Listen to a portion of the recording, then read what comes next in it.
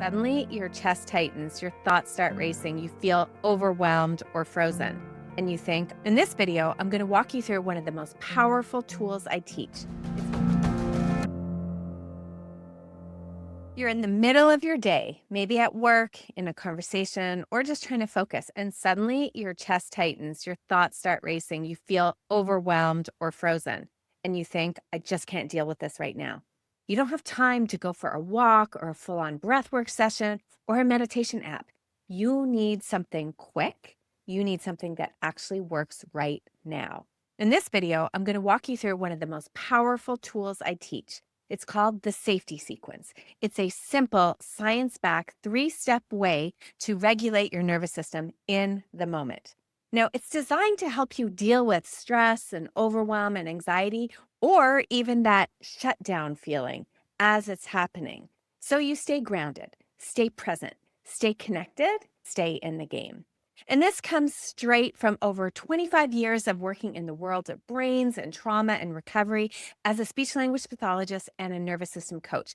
I've taught this to countless people navigating trauma, chronic pain, burnout, relationship stress, and emotional dysregulation. And I use it myself daily, over and over and over again. It works because it's simple, it's flexible, and it's rooted in how your nervous system actually operates. So today we're going to break this down into a few things. Why your nervous system gets activated even when there's no real threat, the 3 core steps of the safety sequence, real-world examples of when and how to use it, and why this tool becomes more powerful the more you practice it. Let's get into it. So let's talk first about what's really going on when you're dysregulated. So your nervous system is always reacting before your brain can even think. It's constantly scanning for danger automatically. And this is what we call neuroception. It's not conscious. You don't choose it. It's like your internal security system, and it's scanning 3 main areas all the time. It's scanning externally, what's happening around you, checking out what you see, what you hear, what you can touch. It's going internally and monitoring your internal sensations, so what's happening in your body.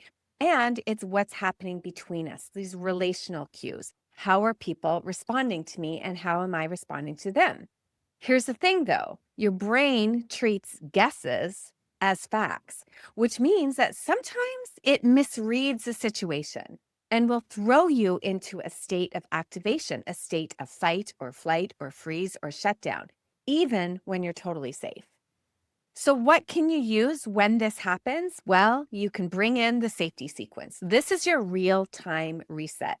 This is a tool that you use right in those moments when your stomach drops before a meeting, when your brain starts spiraling after a text, when you suddenly feel disconnected or unmotivated or overstimulated. The first thing you're going to do is you're going to ask yourself, am I safe? You're going to be checking the environment. The first thing we want to do is give our nervous system accurate present moment information. So we're going to orient, we're going to pause, and we're going to observe. You can even put your hand on your heart. Your eyes can scan the space around you and just ask yourself, am I safe right now? And I don't mean emotionally comfortable. I mean, is there a tiger chasing me? Is someone actively hurting me? Am I in physical danger? And most of the time, the answer is no. But it's kind of like your body didn't get that memo yet.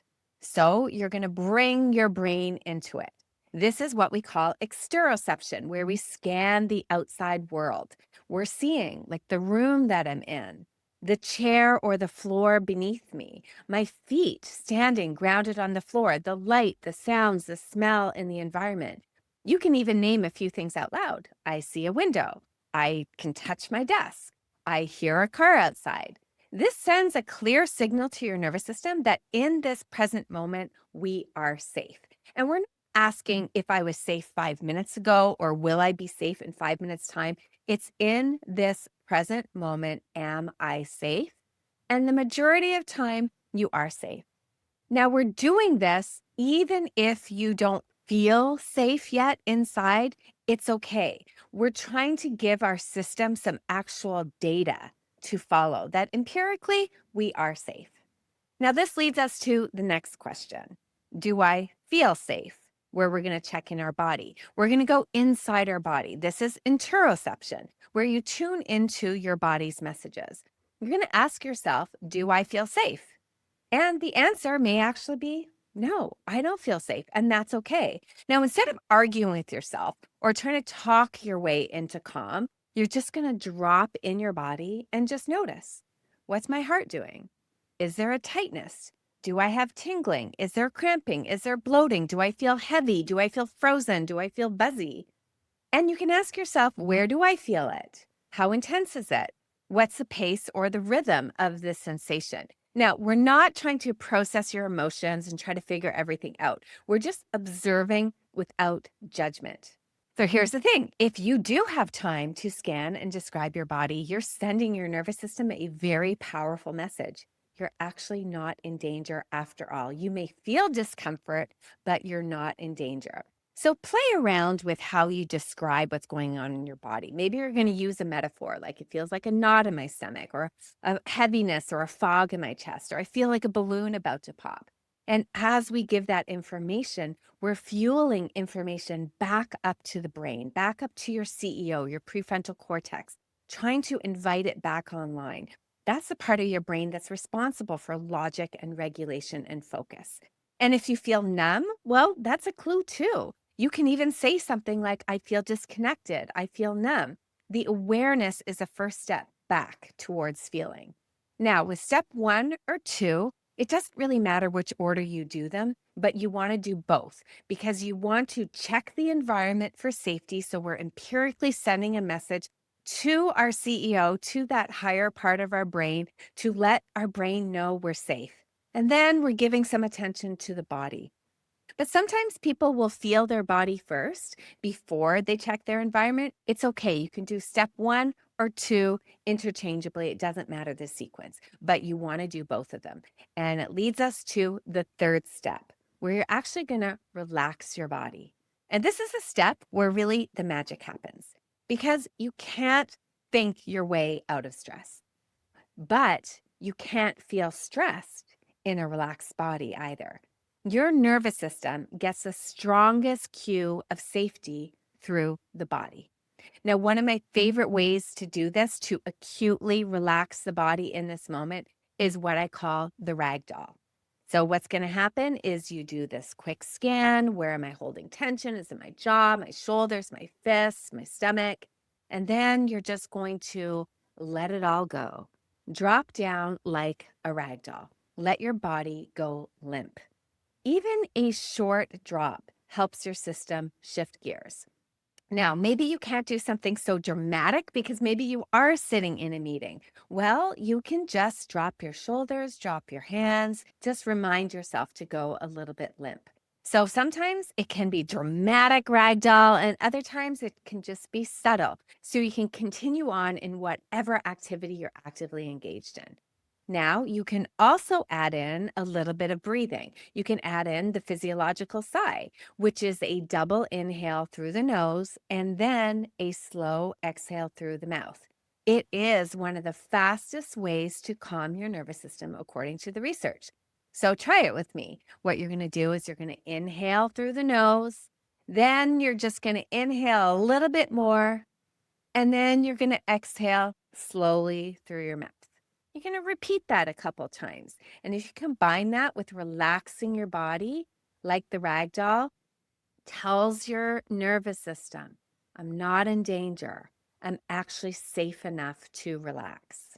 So how does this work in real time? Well, let's think about it. You're about to go in a tough conversation. You can notice your heart's racing. Maybe your stomach feels a little bit tight. And instead of spiraling out of control with our thoughts, what you're just going to do is you're going to look around. You're going to notice where you are. You're going to ask yourself, am I safe? And you're going to notice, I'm not being attacked right now. I'm actually okay. I'm in whatever environment I'm in. I can feel myself standing or sitting. You can actually just have some sensory cues of touching your hands, touching your arms, noticing you're here in the present moment and you are safe. But do I feel safe is the next question. And if you have some activation in your body, some tension, maybe your hands are clammy, your shoulders are tight, and you notice it, that's okay. No, your body is responding as if it's in danger. So you don't necessarily feel safe. You know you are safe, but you don't necessarily feel safe. But feeling uncomfortable or feeling discomfort does not equal danger. So the third thing you're going to do is you're going to relax your body. Drop your shoulders, take in a nice breath with a slow exhale, ragdoll it out, and you'll feel yourself settle. You're back into that zone of safety, a zone of tolerance, a zone of resilience. Here's where you can think more clearly. You can show up with intention. So, why does this work? Well, because the brain and the body are in constant conversation. If your body tenses, your brain assumes danger. And if your body relaxes, your brain starts to believe it's safe. And once you're safe, your thinking brain, your CEO comes back online. Your energy starts to flow again. Your emotions become much more manageable. And this is when you're in your zone of resilience. It's not about being perfectly calm. It's about knowing how to come back home again, come back to safety again and again. So you can try this sequence out before a tough call, during a triggering conversation, when you're feeling off and you don't know why, right before you go to sleep in a moment of anxiety or shutdown or numbness. But here's something I want you to remember. Practice this technique first when it's easy so that it's available when you're doing something that's a little bit harder. I know for myself, I practice it throughout the day. I practice it while I'm walking, while I'm taking a sip of water, while I'm making dinner, while I'm watching a show. The more you do it, the easier it becomes.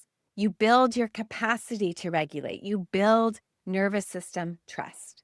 So if you found this helpful, hit that like button, subscribe for more tools that actually work with your nervous system, not against it.